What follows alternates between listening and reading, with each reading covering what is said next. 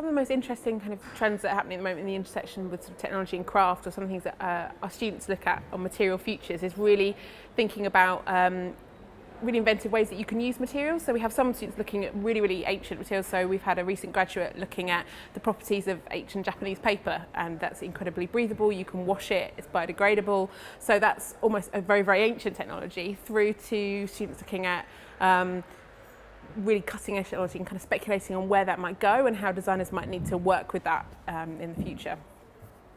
So I think there's a really important role that designers can play in sort of bringing technologies, these sort of new fashion technologies to the market. I think particularly, I think we've seen in the past a lot of technologies being developed and then people going, so what can we do with it? Whereas I think there's a real sort of argument to be made for bringing designers in right at the very beginning and going, okay, what are the problems and what are the things we need to address, and what's the best way to develop these technologies to be able to answer those? So I think it's putting those people together, and I think also bringing people from different disciplines really brings interesting kind of collaborations. There's one will ask a stupid question of the other, and that will actually be a catalyst for innovation, because you kind of question the way things have always been done, and perhaps you'll think of a new way of doing things.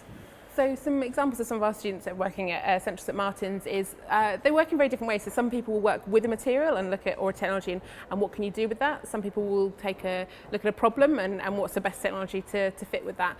We've had some students looking very far ahead at really new technologies called protocells, which are kind of semi-living kind of chemicals, which would create amazing adaptive materials in the future, through to we had a student who was a pharmacist in previous, or a biochemist in her previous sort of education, who was actually looking at different ways to deliver drugs through wearable garments, because a lot of people can't take drugs, it has loads of side effects, whereas actually if you can deliver it through the skin with clothing, it's a much, much better way of rethinking how we administer kind of our pharmaceuticals. So there's a really broad range of things that students are thinking about.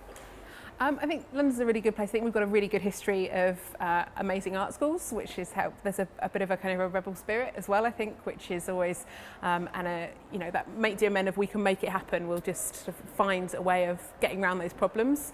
And I think we're getting more and more tech companies sort of coming into London, or starting to spring up. So there's a really interesting mix of that very creative energy and also the kind of the technology and the experts to kind of make it happen.